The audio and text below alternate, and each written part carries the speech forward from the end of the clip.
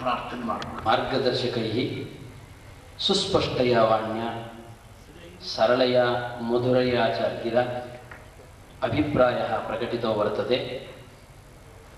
ಭವದ್ಭಿः ಯದ್ಯದನುಭೂತಮಸ್ತಿ ಏತಸ್ಮಿन् ವಿಷये कृपया एकैकशः अत्र आगत्य स्वाभिप्रायम् अत्र प्रकटयन्तु इति प्रार्थये अहम्. अस्माकं ग्रामे संस्कृतम् इति किम् इति न जानीमः स्म पूर्वे. यदा 2009तमे वर्षे संस्कृतशिबिरम् एकं योजितं तदानीं ग्रामस्थः वयम् अधिकजनाः प्रविष्टवन्तः संस्कृतशिबिरं प्रति.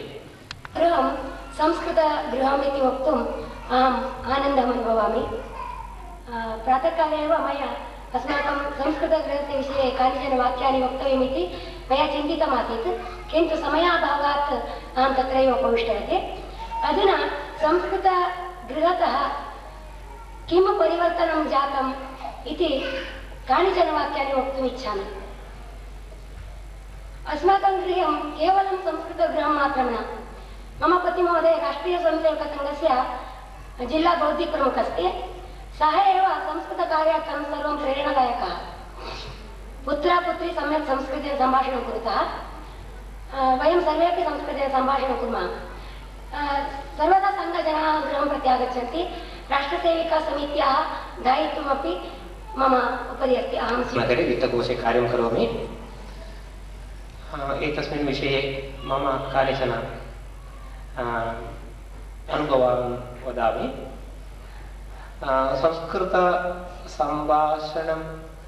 संभाषणशिबिरं प्रवेशानन्तरं मम मनसि महान् संस्कृतज्वरः आगतः.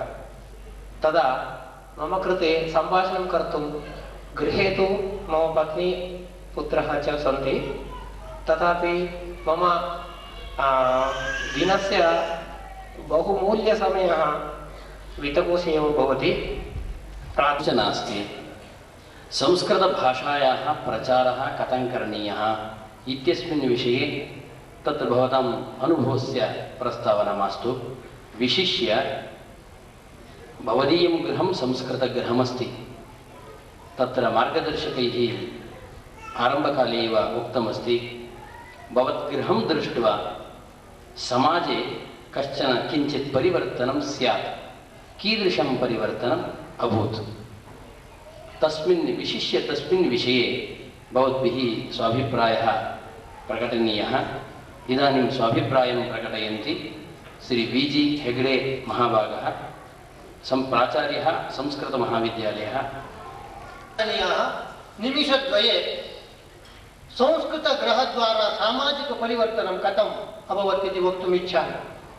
तत्र कथने कथं, क्रियायां कथम्, अन्यस्मिन् विषये कथम्, अंशत्रयं वक्तुम् इच्छामि. प्रथम अंशः एवमस्ति.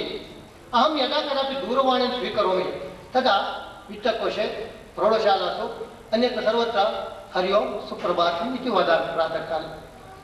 तदानीम् एवं परिवर्तनम् अभवत्. अस्माकं गृहं यदा कदापि अन्य दूरवाणीं करोति हरि ओम् इत्येव वदति. तदनन्तरं यदा अन्य कस्य इदानीं दूरवाणी हरि ओं महोदय दूरवाणी आगता इति अभवत्. अहं विधानसौधे वा तत्र सचिवालयस्य यदा गतवान् तदानीं हरि ओं महोदय नमस्कारः सुप्रभातम् इति सदा वदामि. तदानीं तत्र सर्वत्र तत्र अधिकारिणः सर्वे सुप्रभातं नमस्कारः इत्येव उक्तवन्तः, आगच्छन्तु इत्येव उक्तवन्तः. एवं रीत्या ये गुड् मार्निङ्ग् इत्यादयः वदन्तः आसन् तदानीं मम गमनसमयेपि इदानीं तथा सुप्रभातं महोदय आगतवान् इत्येव केचन उक्तवन्तः. नाम एवं रीत्या परिवर्तनम् अभवत् कथने. स्वगृहे संस्कृतगृहपरिणामः, अनन्तरं सङ्घटने कः परिणामः, संस्कृतेः परिणामः कथमिति विषयद्वयमस्ति. मम गृहं संस्कृतगृहं करणीयमिति पूर्वं मनसि नासीत्, परन्तु संस्कृतभारत्याः कार्यकरणेन बहवः संस्कृतकार्यकर्तारः अस्माकं गृहं वा मम सम्पर्के आगताः. तदा वयं प्रतिज्ञां कृतवन्तः कार्यकर्तृषु सर्वदा संस्कृतेनैव सम्भाषणं करणीयमिति. तद् मध्ये मार्गम् अन्यत्र शालायाम् एवं विषयः भवति स्म. अनन्तरम् अयं प्रसङ्गः गृहपर्यन्तम् आगतः. नाम यदा अहं गृहे नासं तदा दूरवाणी आगच्छति स्म गृहं प्रति, संस्कृते वार्तालापः। पत्नी संस्कृतं न जानाति, अतः तस्याः मनसि अपि आगतं कथमपि संस्कृतम् अध्येतव्यम् इति। अतः सम्भाषणशिबिरं प्रशिक्षणवर्गं गत्वा सा किञ्चित् संस्कृतम् अध्ययनं कृतवती। परन्तु सुदैववशात् पत्न्याः अपेक्षया पुत्रः संस्कृतविषये अधिकं सम्पर्कं प्राप्तवान्। शुद्धभाषणशैली पत्न्याः अपेक्षया पुत्रस्य एव अधिका आसीत्।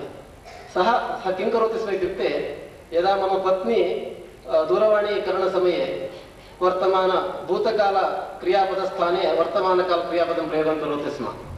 आगता अहं प्रथमवारं संस्कृते भाषणं करोमि। यदि दोषाः सन्ति क्षम्यताम् इति प्रार्थयामि। मम गृहे पितृचरणानां पितृव्याः संस्कृतभाषायां पण्डिताः अपि, किन्तु वयम् आङ्ग्लभाषेण विद्याभ्यासकारणेन संस्कृतभाषा जानाति, किन्तु भाषणं कर्तुमिति किञ्चित् भयमस्ति। अस्माकं गृहे सर्वदा संस्कृत सम्भाषणमेव प्रचलति। मम माता बालकानां कृते ट्यूशन् वदति। तस्मिन् समये वयं सर्वेपि संस्कृतभाषणं कुर्मः। तदा ते बहु उत्सुकतया ते बालकाः उत्सुकतया अहमपि संस्कृतं जानामि इति तेषाम् उत्सुकता आगता। बहितः आगतवन्तः ते सर्वे जन्मदिनाः केक् कर्तनं कुर्वन्, तदनन्तरं दीपं निर्वापनम् एतत् इष्टम् आसीत्। अहम् उक्तवती आयुष्यहोमं करोतु, नास्ति चेत् गणपति किमपि होमं करोतु इति। सा पूर्वे न एतत् इच्छितवन्तः। तदनन्तरम् इदानीं ते सर्वे एतदेव आयुष्यहोमः, एते सर्वे गणहोमः एव करोति। तदनन्तरं तस्याः अन्य गृहिण्याः मम दृष्ट्वा एव प्रातः 9 वादने उत्थाय इदानीं 8 वादने एव उत्थाय रङ्गोलीं सर्वं स्थापयति। तुलसी एते ब्राह्मणाः ते BL कालोनी मध्ये वसति, तत्र 9 वादने एव उत्थाय एतं करोति स्म आसीत्। इदानीं मम स्नुषा दृष्ट्वा ते अपि पूर्वे एव करोति। अस्य गृहस्य पार्श्वे गृहं लब्धं। यदा वयं तद्गृहं गतवन्तः, वयं प्रतिदिनं भोजनसमये शान्तिमन्त्रम् उक्त्वा भोजनं कुर्मः। कानिचन दिनानन्तरं पार्श्वगृहे अपि शान्तिमन्त्रम् उक्त्वा भोजनस्य आरम्भं कृतवन्तः। वर्षाभ्यन्तरे ते सर्वे संस्कृतेन वक्तुं समर्थाः अभवन्। अद्य संस्कृतगृहसम्मेलनदिनं भवन्तः सर्वे निरर्गलं संस्कृतेन वक्तुं समर्थाः। अहम् अवगन्तुं शक्तः तु वक्तुम् अभ्यासः एव नास्ति। अभ्यासं विना सम्भाषणं सम्यक् न भवति। यत् प्रार्थयन्ते तत् ते विन्दन्ते इति शृणु। मम तु अस्मिन् विषये महान् विश्वासः। आगामिनी जन्मनि बाल्यदारभ्य अभ्यासं करोमि। संस्कृतभाषायाः प्रभावः मम उपरि बहु अस्ति।